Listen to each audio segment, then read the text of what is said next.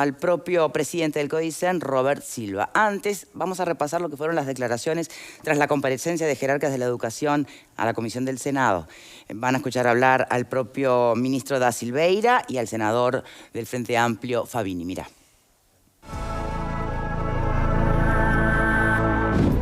Los cambios serán graduales en 2023 y más visibles a partir de 2024, dicen las autoridades, y pretenden que la reforma se vuelva política de Estado a partir del apoyo al gobierno en el referéndum por la ley de urgente consideración. ¿Qué va a hacer el Frente Amplio en la próxima campaña electoral, por ejemplo? ¿Va a decir que va a volver a instalar los consejos de primaria, secundaria y UTU después de que la gente votando dijo que estaba bien haberlos eliminado? ¿O va a alinearse?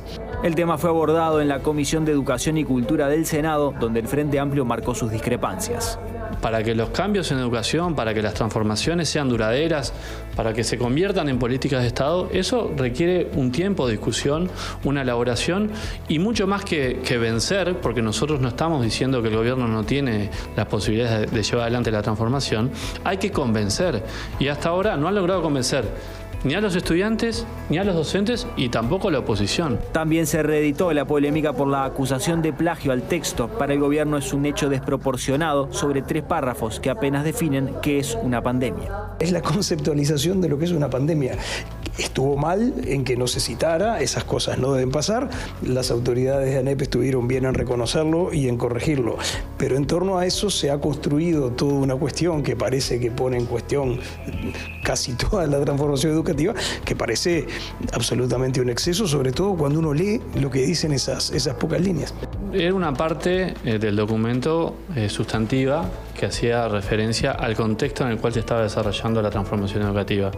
Evidentemente, las autoridades van a intentar reducir a su mínima expresión la importancia del documento. Lo que no se puede obviar es que es el documento rector de la transformación educativa en formación docente y que hasta ahora nadie se ha hecho responsable. Es decir, aparentemente el documento no lo escribió nadie y no va a haber ningún tipo de sanción al respecto, como sí ocurriría si se tratara de un estudiante, si se tratara de un docente o de cualquiera de nosotros que cometiera un plagio, porque cometer un plagio no solo es una enorme falta de honestidad intelectual, sino que además potencialmente puede ser un delito. Bien, bueno, sobre lo del plagio o no plagio, tal vez el senador Sabini no estaba al tanto del documento que presentó Jurídica, ¿no? de ANEP, justamente sobre este párrafo famoso que descartó que fuera un plagio, por lo pronto, ni siquiera por la gravedad, más que nada porque no tenía ningún mérito ni beneficio para nadie. Bueno, lo que es el delito de plagio. Claro. ¿Quedó saldado entonces eso? Bienvenido. ¿Qué tal? Un gusto estar acá. Gracias por la invitación. Para nosotros fue una situación compleja, grave, que no debió haber pasado. Sí. Se reconoció inmediatamente por parte del Consejo de Formación en Educación el error y se está actuando en consecuencia. Acá el tema que pasa es que lamentablemente aquellos que quieren detener la transformación curricular en la formación de maestras y de profesores, proceso que hace más de 10 años que venimos discutiendo y deliberando, aprovecharon este error, que fue inmediatamente reconocido por el Consejo, para decir, está todo mal. Yo escuchaba al senador Sabini decir que es una parte sustantiva. Yo no lo traje al documento, pero yo le leería los párrafos. Los párrafos que fueron erróneamente puestos en el documento sin la cita, sin el entrecomillado y todo lo que hubiese correspondido, refieren a la pandemia, a la situación de pandemia que atravesó el mundo entero. Bien. No afectan nada a lo sustantivo. Entonces yo quiero decir claramente, se reconoce el error, se estuvo mal en que eso pasara, no debió haber pasado, está claro y se seguirá actuando en consecuencia. Ahora, lo que sí digo, hay que transformar la formación de los maestros y los profesores de este país. Es un tema urgentísimo. Bien, mucho más importante es algo que dice el senador Sabini, en tanto oposición, para preguntarle a usted. A ver. Y es, hay que convencer, plantea el senador, ¿no? Esta transformación educativa no convence ni a estudiantes, ni docentes, ni a la oposición. ¿Hay que convencer? Yo creo que hay que hacer siempre un esfuerzo de integración y de articulación permanente, y los que somos docentes es nuestra cotidianidad. En un aula uno trata siempre con distintas estrategias de integrar a todos y de que todos de una o de otra manera sean partícipes del hecho educativo y de lo que se está generando en un aula. No estaría convenciendo, entonces. Como autoridad, yo discrepo en una cuestión. A ver. Algunos no están convencidos. Algunos hoy dicen que muchas de las cosas que estamos haciendo privatizan la educación, la mercantilizan, la subordinan al trabajo, la vacían de contenido. Lo que yo le pregunto a la gente es, ¿eso que dicen hoy no es lo mismo que decían en el gobierno anterior? ¿No es lo mismo lo que decían cuando la reforma liderada por Germán Rama? Muchos de esos son figuritas repetidas y el discurso es el mismo. Y mientras tanto, ustedes saben en profesorado, en el egreso, la generación que egresó en el 2017, ingresó a estudiar profesorado. ¿Saben cuánto egresaron en el 2021 a mediados de año? El 6%. El 94% está fuera. De todos los que se inscribieron en el 2017, en el 2021, el 52% en la formación de maestras y de profesores ya se había ido, no estaba. Yo le pregunto a la gente, digo, vamos a seguir de brazos cruzados. Bueno, vamos entonces por eso vuelvo a preguntar, deliberando. en este contexto, más cuando usted plantea que son las figuritas repetidas, que de alguna manera cuesta sacarlos, ¿no? de una mirada sobre los temas, una mirada que además se renueva en nuevas personas. Entonces no hay que convencer, porque a ellos no los va a convencer. Yo creo que hay algunos que se repiten, algunas personas que están en determinados ámbitos, que es muy difícil. Yo no digo que nunca vamos a convencer, pero es muy difícil. Y que no se convence, miren, yo le voy a decir, el IPA, por ejemplo, que ahora pasé y están con que alguna acción hay que hacer con el IPA, porque no puede seguir en la situación en la cual está, son 25, 30, 35, y es un instituto que tiene 8.000 inscriptos. Entonces, nosotros, digo, hay un grupo de personas que capaz que tenés razón, nunca la vamos a lograr convencer, porque muchos de ellos están tras otros intereses, que son más allá de los educativos. Cuando uno discute profesionalmente y desde una perspectiva educativa, que es lo que nos interesa a los que estamos acá, bueno, estamos con muchos convencimientos, trabajando con muchísima gente. No es cierto lo que se quiere mostrar. Nosotros tenemos 32 establecimientos de formación docente, tenemos 307 liceos, se han ocupado 6. Tenemos 198 UTU, no se ha ocupado ninguna. Entonces, esa es la realidad. Es decir, yo visito los centros, no estoy acá en Montevideo, recorro el país, hablo con los docentes, me reúno, nos reunimos con estudiantes, tenemos vocación de diálogo, pero también saben lo que tenemos, la convicción y la firme decisión de cambiar. La educación no puede seguir como está, porque mientras seguimos discutiendo, mientras decimos que pase otro año más para seguir discutiendo, son miles los que se nos caen, los que abandonan, los que se van. ¿Y saben quiénes son? Los que menos tienen. Bien. Ahora, ¿qué hacemos con un común denominador que está presente en todos los reclamos, ya sean de estudiantes, de docentes, primaria, secundaria, universidad, que apunta al recorte brutal, ¿no? Así lo manifiestan, del presupuesto para la educación, que se vincula con la cantidad de horas no tomadas, con los cursos que no están implementándose? ¿Eso también es relato? En muchas cosas es un relato, y yo voy a ser más drástico, es mentira. Y a veces a uno le duele mucho, porque esa permanente generación de versiones sobre que pasa esto, pasa lo otro, todo lo catastrófico que tiene la educación pública, al decir de muchos, termina afectando a la educación pública, porque termina generando un estado de opinión pública como que todo está mal. Y yo les quiero decir que en la educación pública tenemos muchos problemas, pero no todo está mal.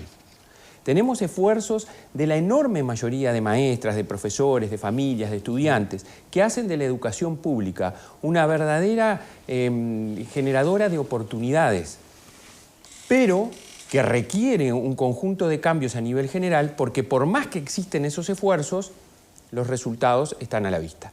Y además hay otra realidad. Nosotros no hemos tenido un recorte presupuestal.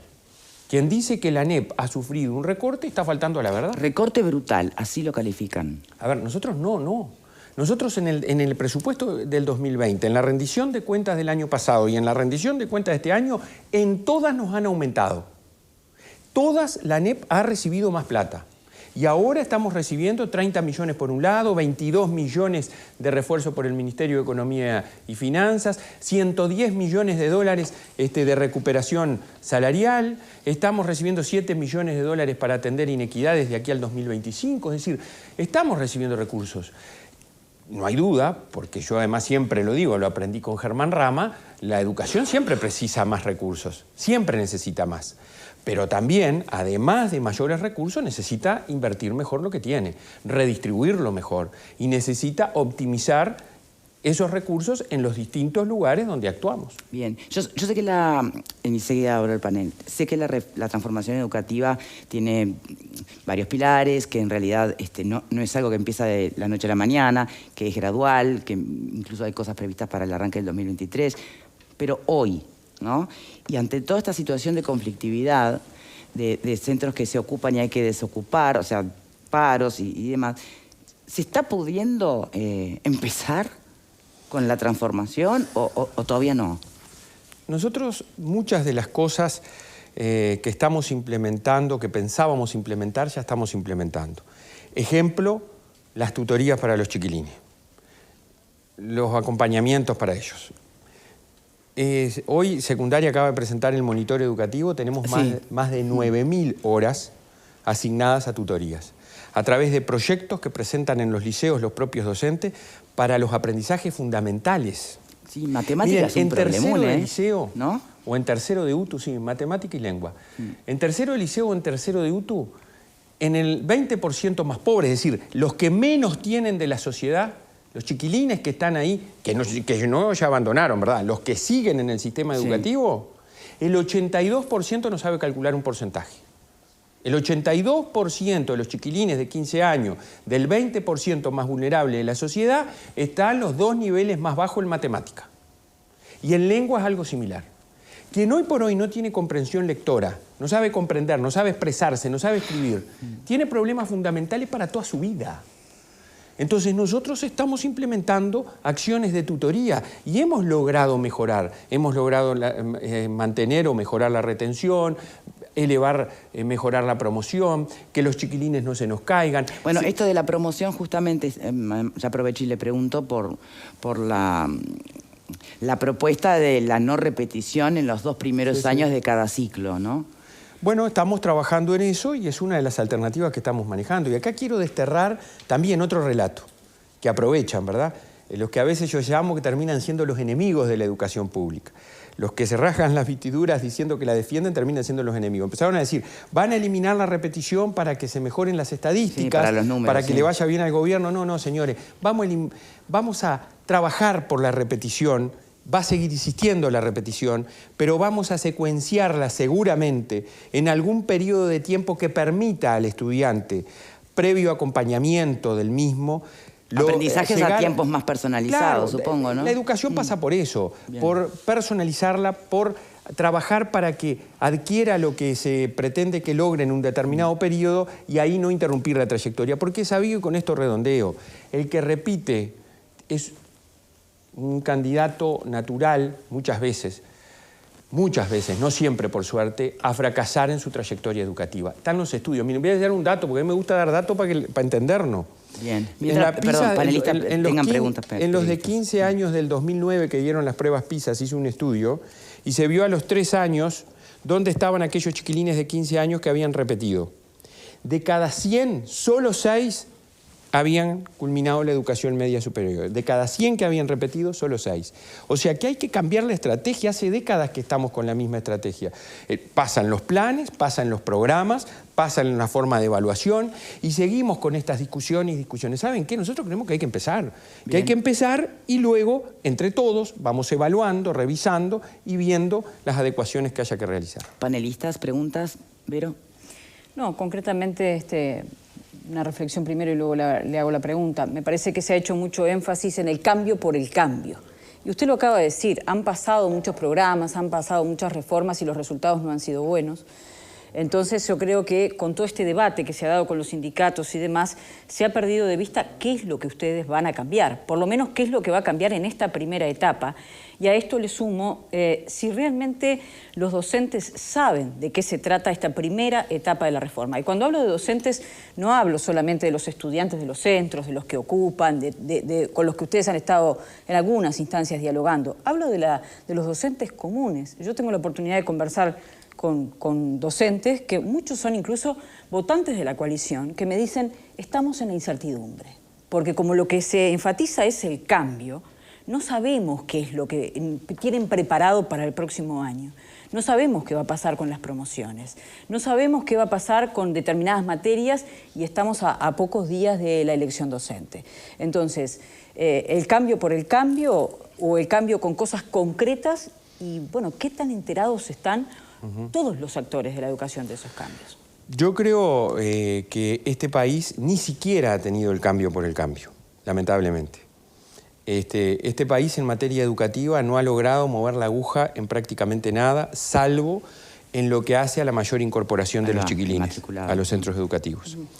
Pero así como se incorporan, se caen, muchos de ellos. Entonces, creo que esto es el cambio con columnas vertebrales claras.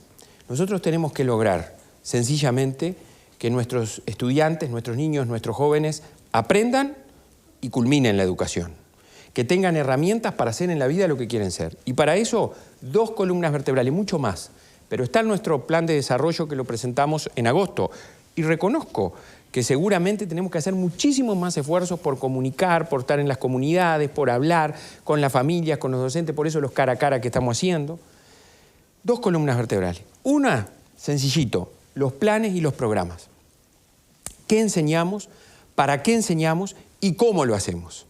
Las estrategias, las prácticas de enseñanza para impactar y que los chiquilines aprendan. Y número 2, la formación de los docentes. La formación inicial, la permanente, mientras trabajan, mientras están en la carrera, y el cambio de la carrera, que no asciendan solo por antigüedad, que haya concurso, que se profesionalicen. Son nuestros 2 pilares fundamentales.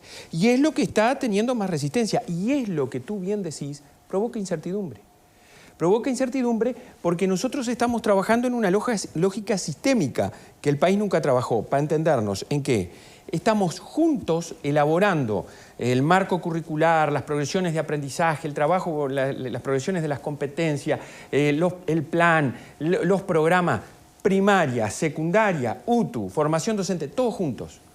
No como se hacía hasta ahora, en donde primaria hacía su plan, secundaria su plan, UTU su plan, y después el chiquilín que se arreglara con su familia, en la forma de evaluación, en el pasaje, si quería pasar de un lugar para el otro, todo un gran lío. Bueno, nosotros estamos trabajando todos juntos. Y obviamente se genera incertidumbre. Yo lo que quiero dar es certezas. Vamos a cambiar los planes y programas en el marco de la hoja de ruta establecida al efecto y lo vamos a hacer como lo estamos haciendo con formación de los docentes, apoyándonos en nuestros inspectores, en nuestros directores y escuchándolos. Y sobre todas las cosas, ¿qué es lo que estamos haciendo? Tomando mucha evidencia que el país ya tiene, porque hay una cantidad de docentes que desarrollan estrategias fundamentales y muy importantes a lo largo y ancho del país. Y lo mismo con la formación inicial, que es lo que yo decía hace un rato, es decir, la formación de maestros. Vamos a dar el título universitario a las maestras y a los profesores, que lo reclamaban hace décadas. Y vamos a cambiar la formación y también vamos a una formación por competencia. Y por competencia, sí, para eso bueno, algunos lo entienden como mala palabra casi, ¿no? No, es mala palabra, como pero la es mercantilización del conocimiento. Por cuestiones filosóficas, ideológicas, ortodoxas, del origen de las palabras competencias, vinculadas exclusivamente al mundo del trabajo, al mundo laboral. Y voy a hacer un paréntesis. Yo soy un convencido que la educación tiene que estar vinculada al mundo del trabajo o no. O yo le digo a la gente, a ver, los gurises cuando egresan, le pregunto a la familia, a los que están mirando, una parte fundamental para hacer y tener inclusión social es tener habilidades para trabajar o no. ¿O qué van a hacer? Toda la vida se te dice que si querés tener un buen trabajo tenés que estudiar. Bueno, pero eso hay que aterrizarlo. Pero por eso hay que aterrizarlo. Docente, y por eso está el tema de las competencias. Vos tenés que saber hacer y tenés que hacerlo.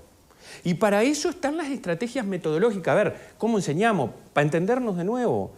Yo soy docente, nos formamos en la lógica con muchos, incluso con prácticas que hay que ir cambiando. El docente llega, se para frente a la clase, los estudiantes mirándose la nuca, él dice bla, bla, bla, bla, el estudiante toma nota, luego repite y en un escrito mensual de memoria va y dice lo que sabe. Bueno, así no se enseña más. Eso hay que cambiarlo. Y eso también. ¿Y eso cambia en el próximo año? Eso estamos cambiando. ¿Y quién prepara a los docentes para ese cambio? Estamos formando a los docentes. Está habiendo un curso para 440 inspectores que ya comenzó, un proceso de formación. Más de 2.000 directores se están formando. Y vamos a tener formación que va a continuar el año próximo, una primera de inducción para más de 20.000 docentes. Pero esto es un proceso que debe continuar. Que bueno, debe por ser eso continuo, preguntaba, de esta debe transformación que empezó, que va a ser más tangible, por lo menos el año que viene. De formación que te estoy diciendo. A ver, ¿qué es lo que empezó? Vamos a concretar. En lo curricular, en los dos pilares que explicité.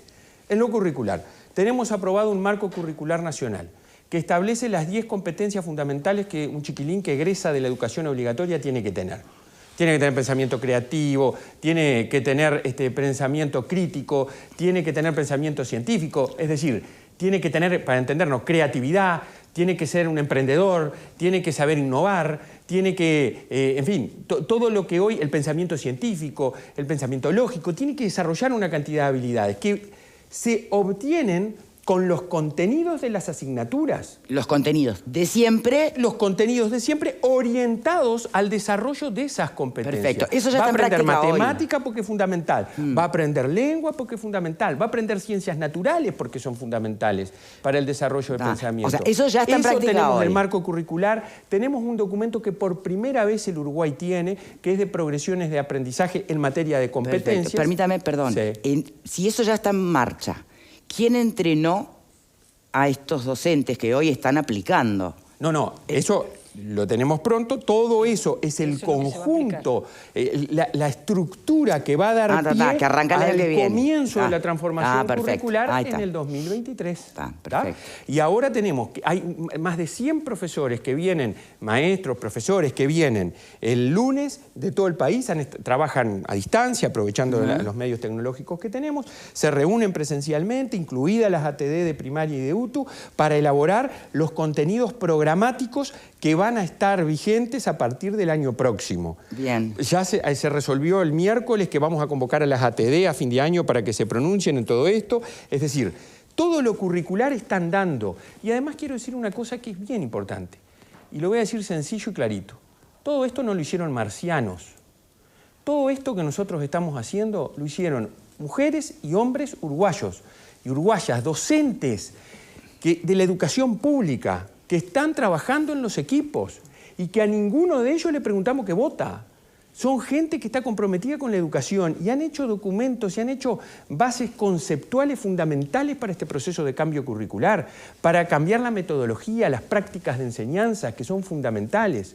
Y lo otro que se está avanzando es, ya está ese documento, el documento que hablábamos hace un rato, estrategias de intervención, grupos de análisis y de reflexión, contenidos programáticos también en la formación de los docentes. Pupo.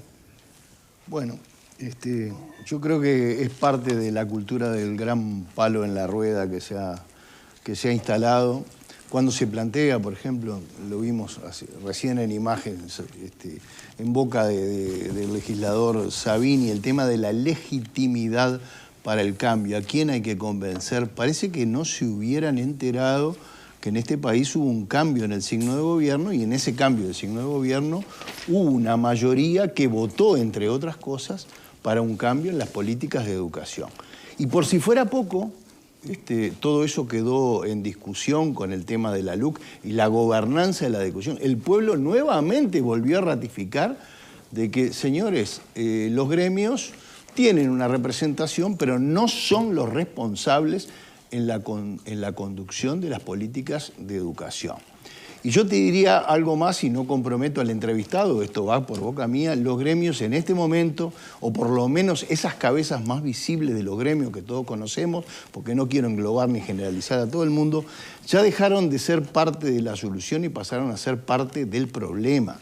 Un gremio que apuesta a una política de educación en la que el educando debe formarse para la lucha contra el capitalismo y no para ser parte del trabajo y de tener un futuro en el trabajo, es alguien que no es la solución, es parte del problema. Un gremio que no le dice a los educandos, señores, ustedes cuando ocupan un centro de estudios están violando la ley, ya no es la solución, es parte del problema.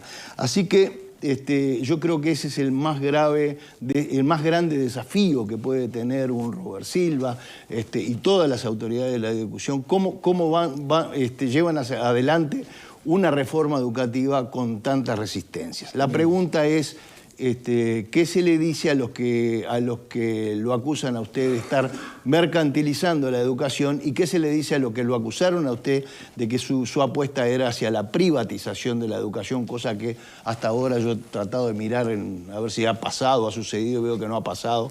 Así que, Te falta una acusación.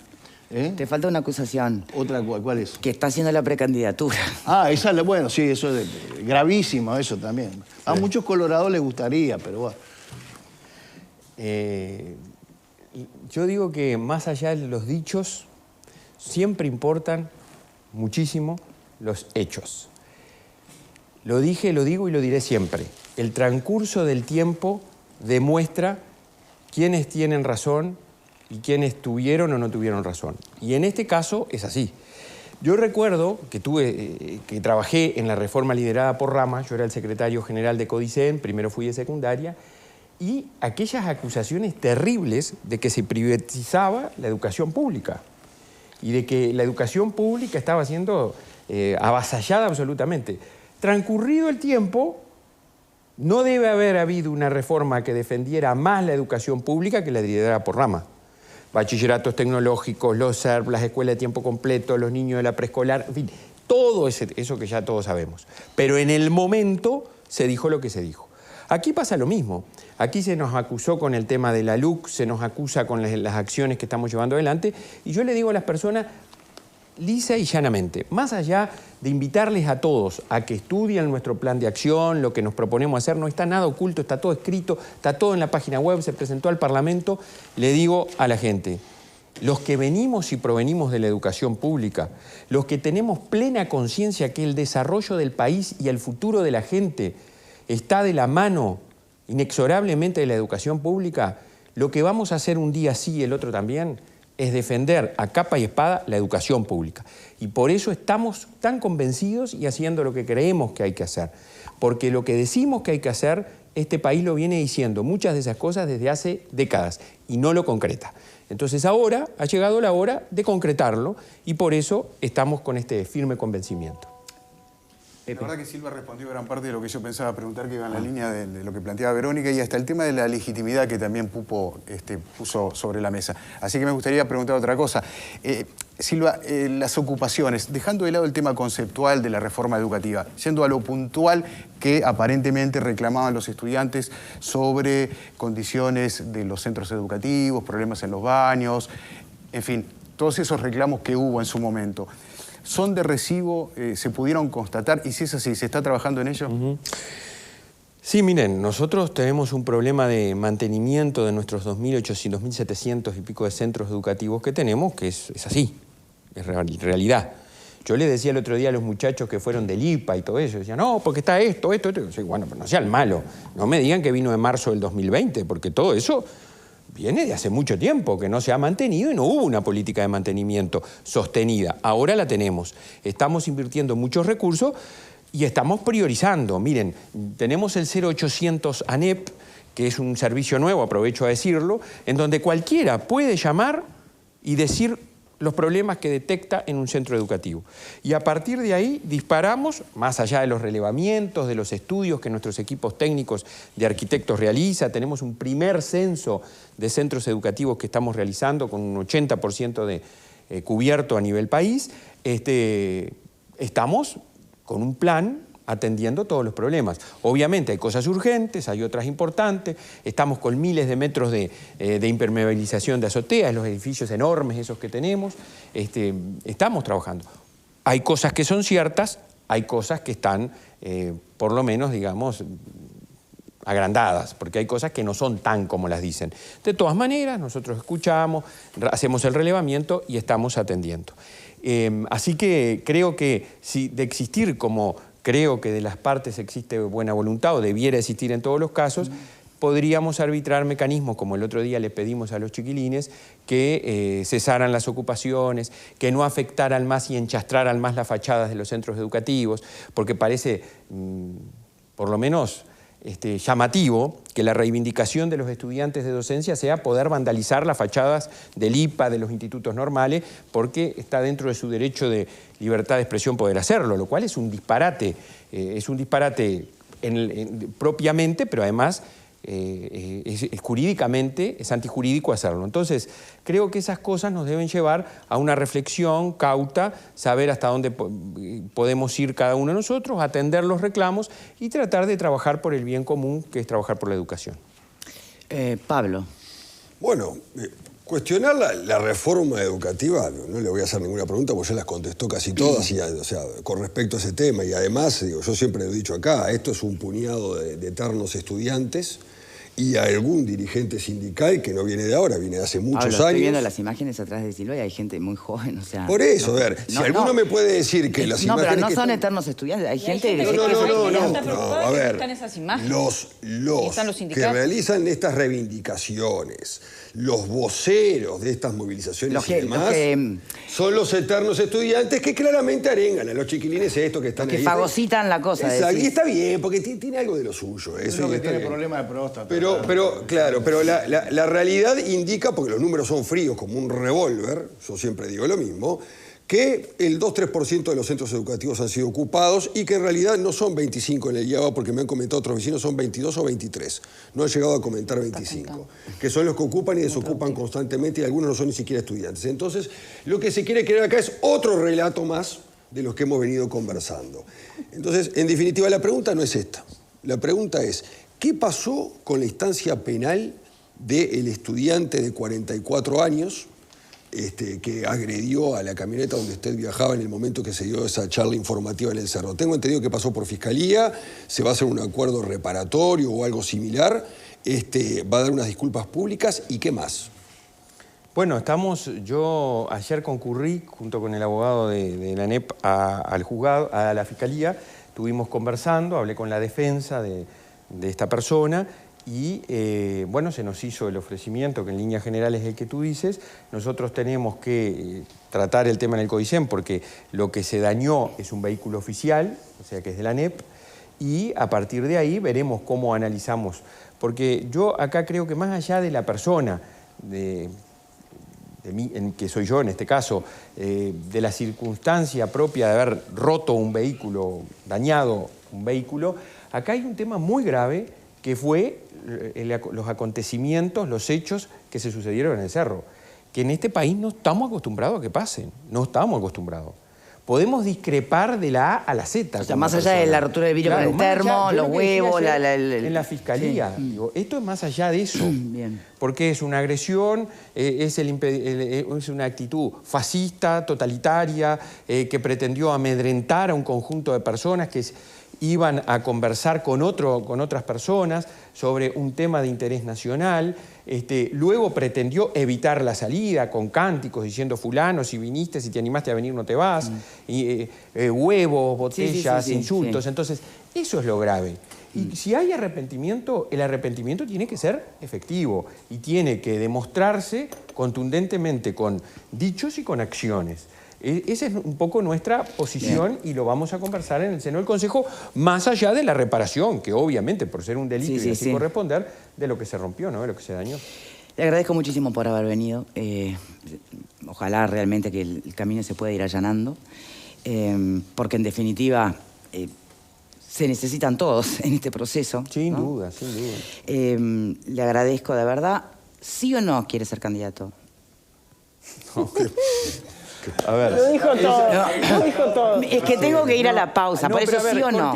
Cortito. Miren, yo creo que acá hay un modus operandi, yo lo he dicho, que es, cuando yo, de algunos actores, no de todos, estoy en contra de algo, lo personalizo en alguien, lo hago a esa persona, y por algo pasó lo del Cerro, porque lo del Cerro no pasó porque pasó. Es porque esa persona es titular de todos los males y después le atribuyo intencionalidades para desvirtuar o desprestigiar lo que quiere hacer, que es la educación. Es decir, esta persona no está trabajando por mejorar la educación, está trabajando porque quiere ser candidato a presidente. Yo les digo, miren, yo estoy en campaña plena por transformar la educación.